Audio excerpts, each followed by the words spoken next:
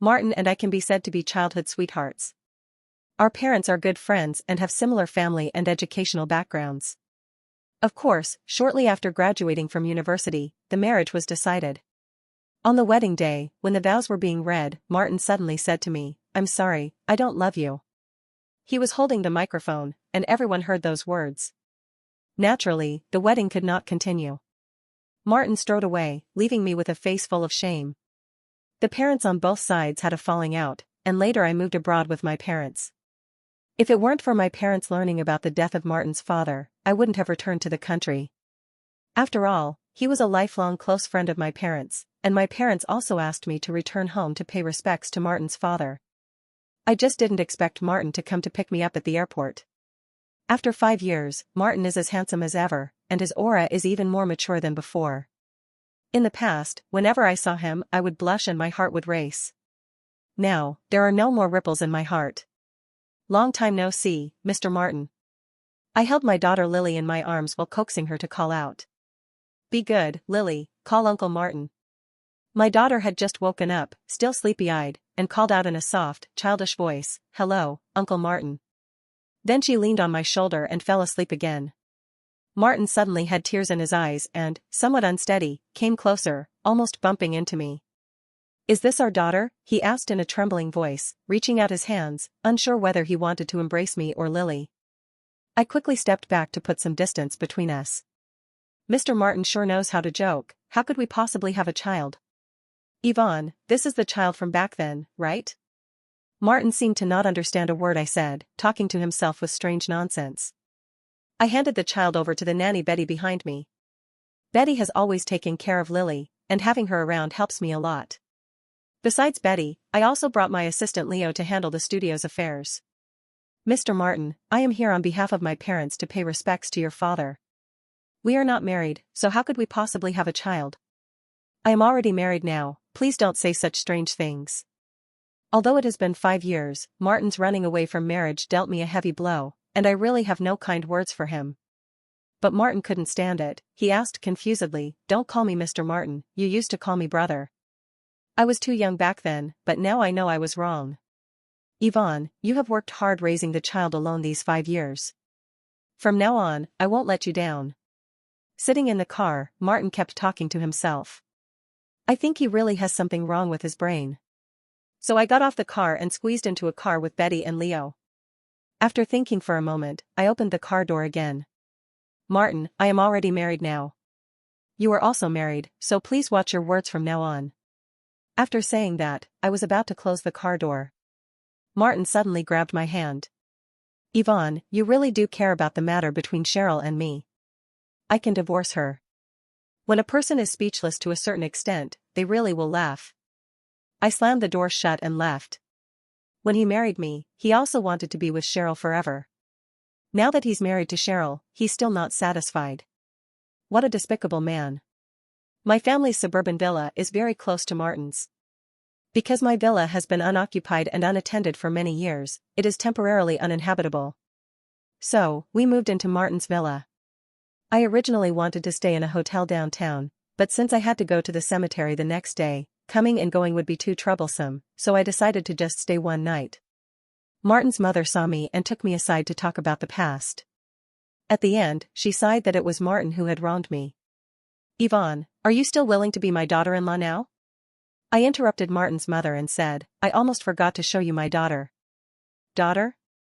While we were talking, Betty had already come out of the room carrying Lily. Lily obediently called Grandma Margaret, making Martin's mother happily pick her up to look at her. "Just like you, the same as when you were little, so adorable to look at." After Martin's mother finished speaking, Lily tilted her head and looked at her. "I also like Grandma Margaret." Lily gave Martin's mother a kiss on the cheek. This little girl, just like her father, was the best at coaxing people. It made Martin's mother beam with joy. Martin, who had been standing quietly on the side for a long time, suddenly interrupted, "Looks like Yvonne, pretty.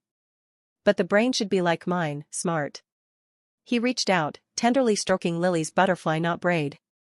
Lily avoided him, frowning as she looked at him with a face full of displeasure. "Why should I be like you? My dad is the smartest and the strongest." I also didn't like Martin interacting with Lily, and immediately signaled Betty to take the child away.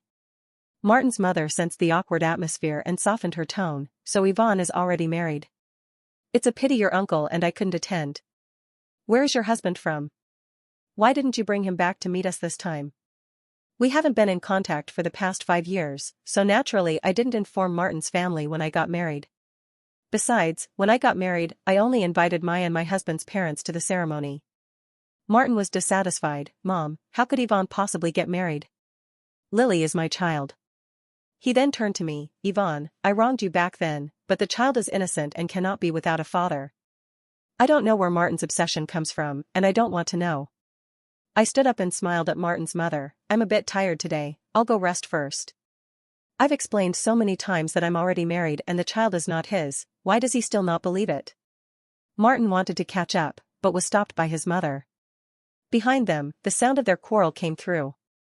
Enough, isn't causing trouble for Yvonne back then already enough? She's married now, and you still dare to come and cause trouble? After returning to the room, I turned off airplane mode on my phone. Hundreds of messages and calls popped up instantly. Wife, wait for me to take Lily to visit her alma mater together. Wife, why are you ignoring me? Wife, you're annoyed with me, aren't you? I immediately called back, and a man's aggrieved complaint came through. You only remember me now, does that mean you don't love me anymore? I chuckled. No, I was chatting with the elders of Martin's family for a bit and lost track of time. Ethan was on high alert. You didn't talk about anything with that man, right? That man refers to Martin. I rolled my eyes from afar, really wanting to complain to Ethan about Martin's crazy behavior. I have nothing to say to him. By the way, when will you be able to return to the country? Ethan thought for a moment. After a shareholders meeting tomorrow, I'll immediately take a flight. The two of us chatted on the phone for a while. This room is a suite. Lily and I sleep in one room inside, and Betty sleeps in the other room outside. Leo is in the guest room downstairs. Betty is telling Lily a bedtime story. I warned her to keep a close watch on Lily these days and not to let anyone else get close to Lily. Especially Martin, don't let him near Lily. If I had known Martin was acting like a mad dog now, I wouldn't have brought Lily back to the country. 5 years ago, when Martin ran away from the wedding, he kept saying that he already had another woman in his heart. The wedding dress train was big and heavy, and I awkwardly chased after Martin's back. Finally, I grabbed his sleeve. At that moment, so many eyes were staring at me, and those mocking and sympathetic gazes almost turned into knives, tormenting me again and again. Tears ruined my delicate makeup, and with tearful eyes, I begged him to stay by my side. At least, don't let me and my parents lose face in front of so many people. Martin just disdainfully shook me off. He said, don't act like this, it will only make me hate you more. I want to pursue my own happiness.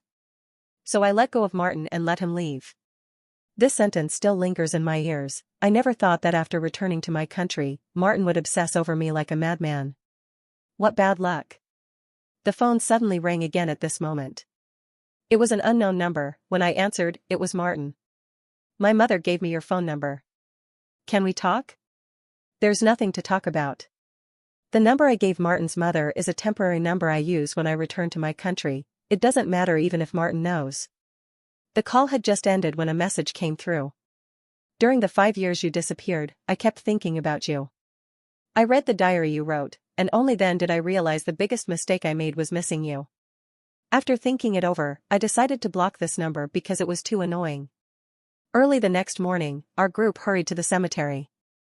Lily is still young after all, so I asked Leo and Betty to stay at the villa to take care of her. Among the people who came to the cemetery were some old friends of my parents, so I spent some time greeting them. Upon learning that I had already married abroad and had a baby, they were all curious about who my husband was. During the conversation, a female voice interrupted inappropriately.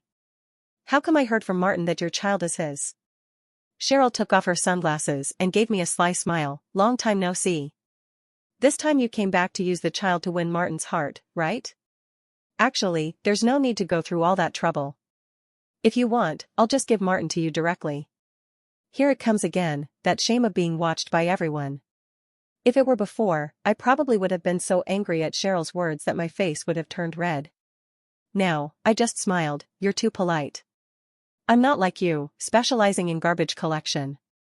Cheryl's expression stiffened slightly, but she quickly recovered. I heard you're living at Martin's place. Are you planning to bring the child to recognize Martin as the father? At this moment, if I kept denying everything, it would only make me look suspicious. So I simply ignored Cheryl and politely said to the others, my partner will probably return to the country tonight. We can get together tomorrow. Old friends naturally all agreed. At this time, the ceremony began, and everyone dispersed. Cheryl was relentless, following me and nagging, are you really married? Does your partner know about your past? Does he know you once crazily pursued other men? Martin's university is next to mine. During university, both our parents arranged our marriage. Cheryl was a classmate of Martin's in the same major. The first time I heard the name Cheryl was when Martin compared me to her. That day he forgot my birthday, so I pretended to be angry and called him out to have a meal with me. Martin suddenly got angry and said that I always trouble him over trivial matters. Today I promised Cheryl to do the social practice assignment together, and you called me out just to have a meal? Can you be a bit more mature? In Martin's words, Cheryl is a very spirited girl. She is smart, ambitious, and hardworking. I felt quite wronged and punched him, so who exactly is your girlfriend? Martin apologized at the time, explaining that this assignment was very important, which was why he got angry with me. Since childhood, I have always been the one chasing after Martin. In my heart, he is my brother, my friend, and also my lover. So he was able to comfort me, and I was already quite happy, so I didn't press him about Cheryl. It wasn't until the end of the second semester of my sophomore year that I noticed Cheryl. Martin said he was busy studying and would contact me after the holiday. I really missed him, so I secretly went to his school to see him. He wasn't in the dormitory, nor did he go to the library.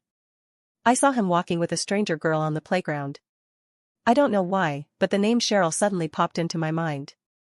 The evening glow reddened my eyes. Catching up, I asked, is this what you call studying? Martin was a bit flustered. He instinctively placed Cheryl behind him. Martin frowned, what nonsense are you thinking about again? Is it wrong for me to discuss key points with classmates? Yvonne, you really suffocate me. The word suffocating is what Martin uses to describe his parents. Martin's elders were strict in disciplining him. From childhood to adulthood, whether it was daily routines or social interactions, Martin's parents arranged everything for him. Perhaps it was because of the strict discipline at home that Martin became increasingly cold towards others. He has few friends around him, and whenever he feels wronged, he can only confide in me. It was said to be confiding, but in fact, it was just him occasionally showing me his injured and vulnerable side. But this made me think that I held some weight in his heart. He once said that he felt the most relaxed and happy when he was by my side. I showed no reaction on the surface, but in fact, I was already overjoyed. This mutual secret crush, which both sides were well aware of, I thought he liked me too. But in the end, Martin said that I made him feel suffocated. In an instant, I panicked. Clearly, Martin was the one at fault, but I still panicked. I was afraid that I really made him feel suffocated. After all, I was very much looking forward to our future together. But I also have my own dignity. If Martin dares to hurt me with words to defend another girl, then there is no need for this relationship to continue. I broke up with him at that moment. The ridiculous thing was, Martin came to me that very night holding roses, asking for reconciliation. He earnestly explained that he and that classmate Cheryl were only discussing professional matters. Since then, Cheryl seemed to have disappeared from Martin's world. I never once heard him mention her. Not until the wedding ceremony 5 years ago. Martin said, I want to pursue my own happiness, and Cheryl is my happiness. Only then did I realize that while Martin was dating me, he was also warming Cheryl's heart. To some extent, Martin is very good at disguising himself. He disguised himself for so many years, and then at my happiest moment, he ruined all the beauty. I asked him why he chose the day of the wedding. Martin said, Cheryl has no sense of security. Only if I and you can never be together, can she feel at ease. Because of such a ridiculous reason, I have to endure so much gossip. The memory stopped. The incessant noise of Cheryl by his ear finally quieted down under Martin's slap. What are you saying? You're really suffocating me. Cheryl instinctively wanted to fight back, but Martin grabbed her wrist. He said, apologize to Yvonne. Someone heard the noise and looked over. I immediately distanced myself from this crazy couple. They were arguing with each other and seemed very dissatisfied with one another. It seems Martin is getting older, and his tendency to suffocate is still there. Thinking of this, I almost laughed out loud during the moment of silence. While the elders were being buried, the younger generation was arguing and bickering, creating a very unpleasant scene. Martin's mother wore a sullen face and told the two to shut up. I'm a bit curious about how Martin and Cheryl ended up like this. I'm just curious, but I don't want to know. The funeral ended, and everyone gradually left the cemetery. Yvonne, can you stay at home with me for a few more days? Martin's mother, a strong woman, choked up as she watched her husband's ashes being buried underground. I comforted her with a few words. Remembering that she once regarded me as her own daughter, my heart softened a little. How about I take you abroad to relax? My parents bought a small farm in the United States, and the scenery is quite nice. Martin's mother furrowed her brows tightly. Hearing this, she became even more saddened. If only Martin had married you back then. Now that they are divorced and dividing their assets, the family business still has to be managed by me. Who would have thought that after a lifetime of glory, I couldn't find a moment of peace in my old age? I suppressed the sadness in my heart and quietly listened to Martin's mother pouring out her feelings. What I thought about was that if Martin's mother had not forcefully intervened between Martin and Cheryl back then, and had not hidden this matter from me, perhaps everything would have been different. After Martin ran away from the wedding, my parents demanded an explanation. It was only then that Martin's mother confessed that when Martin and I were breaking up, she directly approached Cheryl. She used 500,000 yuan to keep Cheryl away from Martin. Cheryl was initially unwilling, saying that everyone has the right to choose love. But Martin's mother froze Martin's credit card and said that if he married anyone other than me, the family would leave him no inheritance. Coincidentally, at that time Martin's mother was elderly and pregnant. I don't know what Martin was really thinking, but from my perspective, he apologized to me the next day and asked for reconciliation. I didn't know the twists and turns involved, I just foolishly thought that Martin really cared about me. In my eyes, the bond between him and me was like childhood sweethearts. But from Martin's perspective, I was just a trouble his family forced upon him. He didn't dare hate his parents, but in his heart, he buried resentment and hatred towards me. The subsequent development of the event is easy to understand. On the surface, Martin and Cheryl went their separate ways, but behind the scenes, they were inseparable. With the support of my family and our strong capital, Martin quickly succeeded in starting his business. He became a rising star in the business world, and when his family could no longer control him, he uncontrollably showed his fangs. The first act of revenge was the long-awaited wedding of mine. He destroyed it completely. The second act of revenge was an attack on my family's industry. Martin, relying on the company's new technology and costs lower than my family's company, took away most of our old customers. Later, my family's company went bankrupt. However, Martin did not expect that my father had long planned to develop overseas and had already placed most of the industrial chain abroad. Nowadays, the overseas company is thriving, but Martin still thinks our family is on the verge of bankruptcy.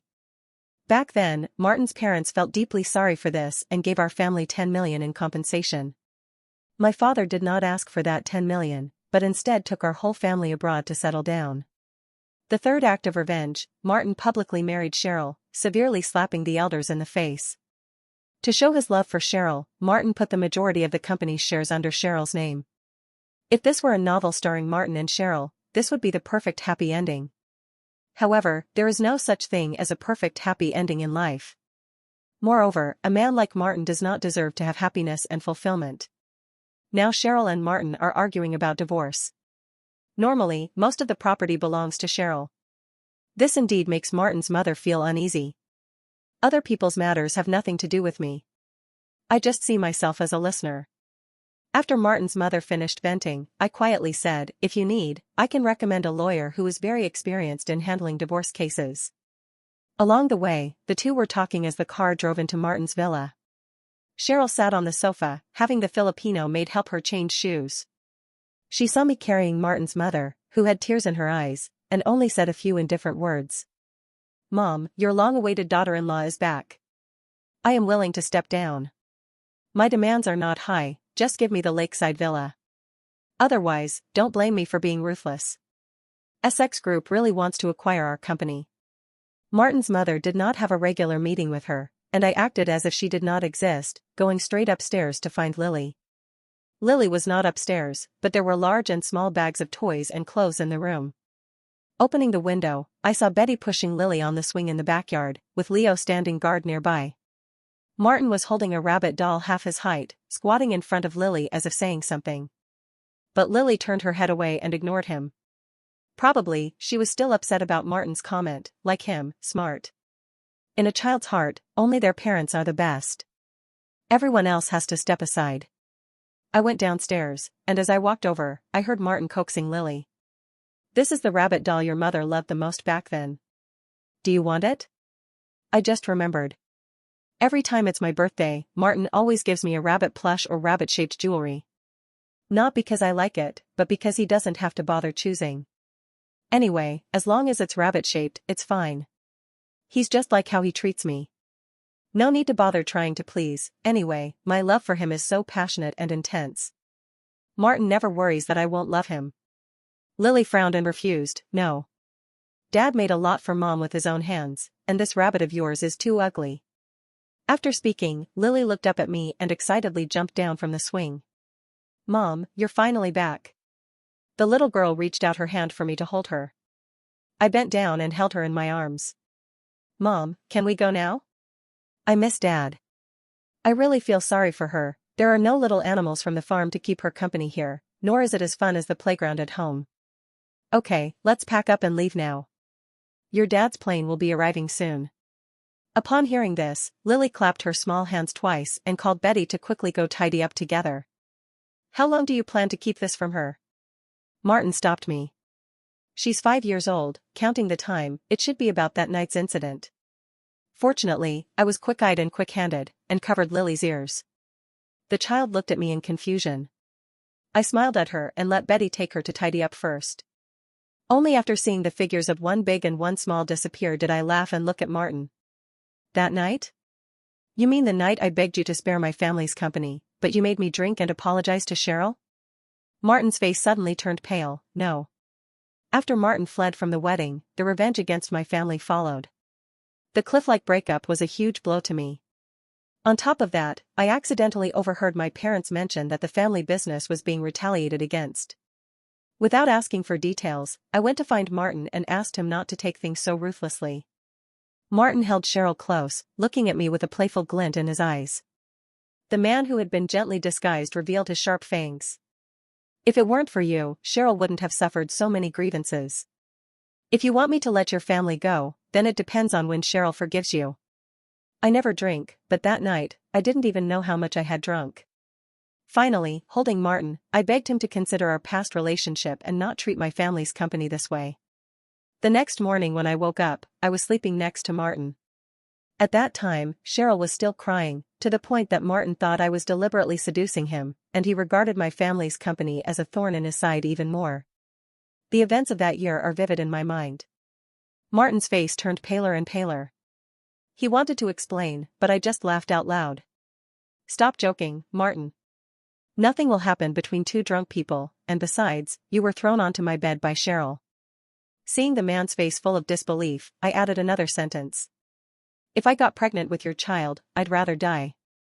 Only a fool would give birth to it." Martin's body kept swaying uncontrollably. When I lifted my leg to leave, he grabbed my wrist. "Don't go, I don't mind that you have a child." Leo was faster than him and punched him in the face. Martin took 2 steps back and sat on the ground. "Ethan is right, when you're out, you have to bring a few bodyguards." Martin stood up and tried to get close to me again, but Leo stood in front of me and said, "Mr. Martin, please show some respect. Yvonne, if you dare to leave, I'll send the photos from back then to your husband. Don't even think about leaving me again." A photo of Martin and me lying together after a hangover. At that time, Martin still thought I had someone take it and angrily scolded me for being shameless. Now, he wants to use these photos to drive a wedge between Ethan and me. I stopped in my tracks. Martin thinks he has won. One day, I will find out who your husband is. No man can tolerate his wife having physical intimacy with someone else. Suddenly, someone grabbed my hand from behind. My back pressed against a certain burning warm chest. Immediately, Ethan's voice sounded in my ear, "Martin, you seem to have quite a good self-awareness. Martin frowned. What do you mean? Who are you? Don't worry about who I am, just look at these photos. Ethan waved his hand, and a bunch of photos fluttered in the wind. The photo slammed right into Martin's face. Martin hesitated as he reached out to pick one up, and veins instantly bulged on his neck. Cheryl, you bitch, he said before rushing into the villa. When Cheryl's scream rang out upstairs, I was just saying goodbye to Martin's mother. Martin's mother looked at Ethan, then at me. He is a good man, his name is Ethan, right? He must treat our Yvonne well. Her eyes were red, and by the end, only a sigh remained. I gave her a hug and invited her to visit the farm whenever she had time. Just as I closed the car window, Cheryl's scream came through. Martin's mother said goodbye to me and hurried to the source of the sound, heart pounding with fear. Through the iron railing of the courtyard, I could clearly see Martin and Cheryl confronting each other in front of the floor-to-ceiling window on the third floor. How interesting. Two people who once loved each other, one transferring assets within the marriage, the other cheating with several men. Let's go, honey. I naturally got into the car, throwing all my worries behind me. Visiting my high school alma mater was originally part of my plan to return to the country. Ethan held Lily and pointed to his photo on the honor window. Dad was an outstanding graduate, isn't that impressive? The little girl stared wide-eyed for a long time. This is not Dad. Why? I asked with a smile. So ugly. Ethan angrily leaned back, pretending to want to hit Lily, but in the end, he only gently pinched the soft flesh of her cheek. Don't dislike Daddy. Lily wrinkled her nose. It's just ugly. Kids have a very vague concept of beauty and ugliness. However, before Ethan, he really had nothing to do with being handsome. During his puberty, his face was full of acne, and his family took him to see doctors, but there was no improvement. Coupled with hormonal imbalances during puberty, his originally tall figure became overweight, and his appearance didn't look good either. As a result, some people called him Toad behind his back. In high school, no one knew about his family background, they only knew he had good grades.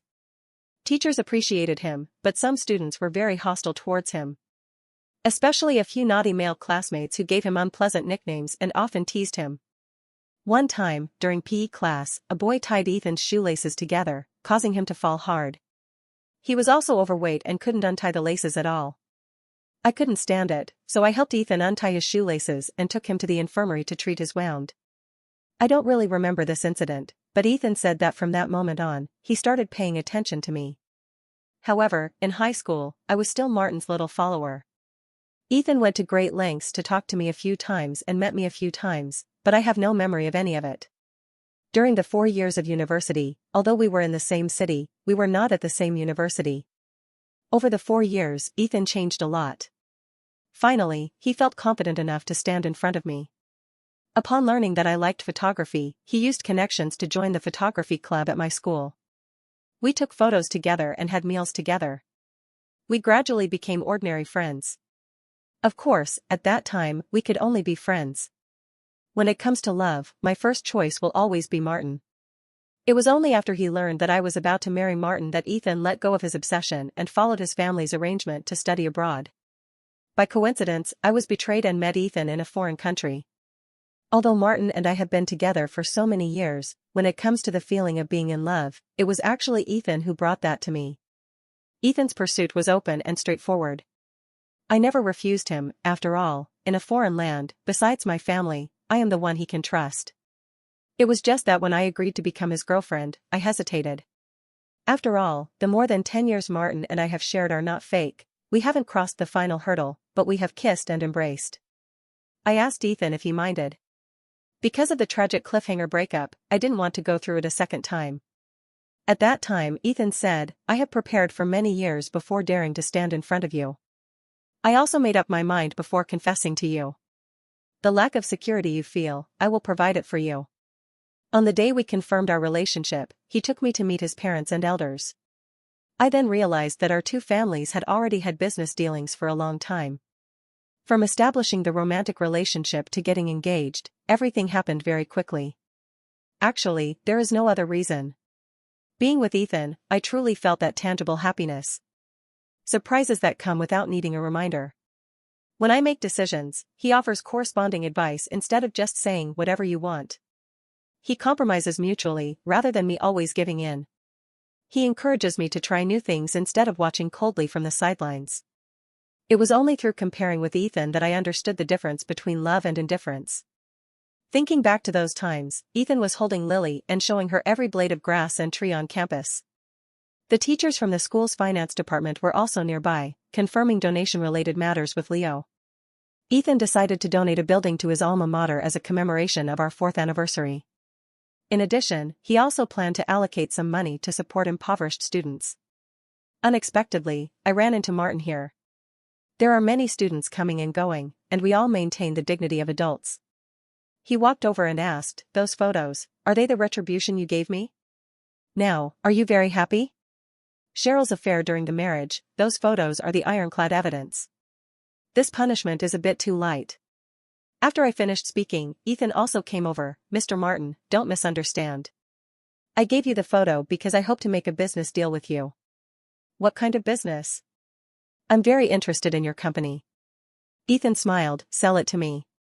Martin squinted his eyes. "Cheryl holds the largest share. If you talk to her, wouldn't that be the best deal?" Ethan laughed. "One of your wife's lovers is a director in my group. I hope to join forces with Mr. Martin to solve some troubles. What do you think?" While the two men were talking, I was busy helping Lily gather dandelions around us. When she found one, she puffed her cheeks and blew it away in one breath. White dandelions flew everywhere. When I looked up, Martin and I made eye contact. He just looked at me. "You still hate me for taking away your family's business?" I was too lazy to answer and was pulled away to play somewhere farther by Lily. Ethan stood there, making it absolutely impossible for Martin to get even an inch closer to me. Today is bound to be lively. Cheryl is waiting in the underground parking lot at school.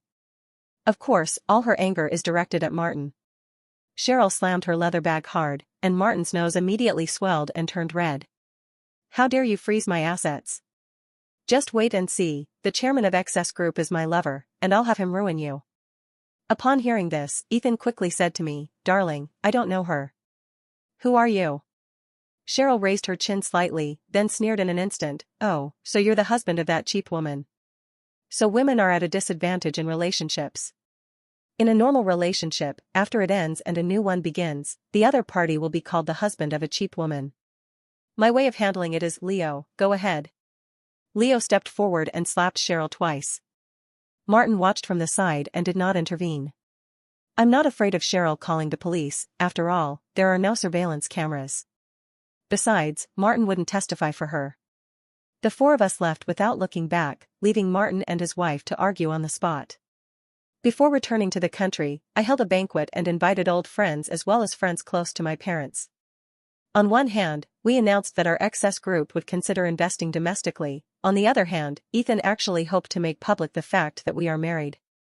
People never hold grudges against money, no matter what unpleasantness happened before. Whether we can cooperate for a win-win outcome next is what truly matters.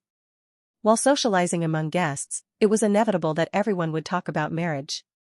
With Ethan as a comparison, they all felt that my decision to separate from Martin back then was absolutely the right one.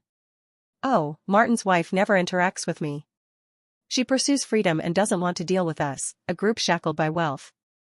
Everyone chimed in, and only then did I learn that after Martin married Cheryl, she neither managed the household affairs nor the company's business. He had no interest in social interactions. There were even a few times at banquets when he had unpleasant disputes with the ladies and young misses. In her eyes, these people either looked down on her or approached her with ulterior motives. At first, Martin still defended Cheryl, thinking she hadn't socialized much. Later, he grew tired of it and simply stopped bringing her to banquets.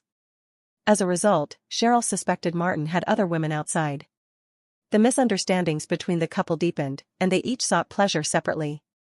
I kept listening, as if listening to a stranger speaking. Looking up at Ethan chatting and laughing not far away, I suddenly smiled. Indeed, everything has been let go. Martin was also invited. The Martin now is not like the one who was at the peak 5 years ago. His arrival did not cause any stir, and I just gave him a polite smile before attending to others. When I went to the balcony for some fresh air, Martin followed closely. "This is your diary. The cover is made of cowhide, with a certain brand's logo printed on it. The pages are yellowed, showing some age. I specially customized this to record every little moment of my relationship with Martin. Opening it, line by line, it's full of love. This diary, you should give it to me as a wedding gift. Martin said excitedly as he watched me flip through the pages. When I open it, you will have already gone abroad, and I will realize you love me even more than I imagined. More than once, I have thought, if only I had married you back then. After flipping through hastily, I closed the book. And then? Martin was stunned. Yvonne, I don't believe you have no feelings for me at all. Now we have a chance to start over. I threw the notebook into the fireplace, speaking calmly. Whether you believe it or not is none of my business. But if you keep bothering me, I won't mind letting Leo give you a punch. No, Martin instinctively reached out to grab the diary. But the flames roared up, and the diary disappeared completely in the fireplace. The only proof that I had loved him also vanished. Shortly after returning to the country, Ethan successfully acquired Martin's company. On the day of signing the contract, Cheryl realized that her lover was merely a minor director at SX Group. Both of them, one embezzling assets from SX Group and the other attempting to short their own company, were sent to prison. After Cheryl was imprisoned, she asked someone to find me, saying she wanted to see me. Through the iron bars, she sneered, Yvonne, you have nothing to be proud of. My present is your future. I shrugged indifferently. Oh, so what? Ethan loves you now, but if he stops loving you in the future, he'll still kick you out. I deeply agree. But so what? Before we got married, Ethan had already voluntarily given most of his assets to me. After Lily was born, Ethan even put all his assets under the child's name. When he loved me, he made full preparations. Even if one day Ethan really separates from me, I won't lose anything. After Cheryl finished speaking, I stood up and smoothed the wrinkles on my clothes. Cheryl, do you think your affair was accidental? Cheryl stared wide-eyed in shock. What did you say? It was me who guided you to meet these men. That young director, I know he is ambitious, and I also know your marriage is unhappy. Together, you really managed to drag Martin's company down, which was a surprise to me. Cheryl slapped the glass, glaring angrily, as if she wanted to eat me alive. Soon, the prison guard held her down. As for me, I picked up my bag and walked away with light, brisk steps. As for Martin, he transferred marital assets and manipulated the company accounts. Not only was he fined, but he also spent some time in prison. When he got out, he was almost bankrupt. Now he is just a worker under me. He came to my parents' farm to look for my mother on vacation and greeted me. Yvonne. I told him to shut up, please call me chairman.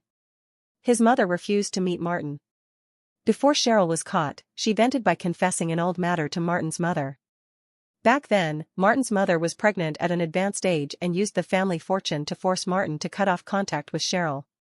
Martin agreed at the time, but secretly schemed to cause Martin's mother to have a miscarriage. Elderly mothers already face difficulties, and at that time, Martin's mother fell down the stairs, nearly losing her life. Upon learning that Martin was the culprit, Martin's mother was utterly devastated. Holding on to the remaining mother-son bond, she left him only 1/10 of her estate. Martin's mother said she would use the remaining money to travel around while she still could walk.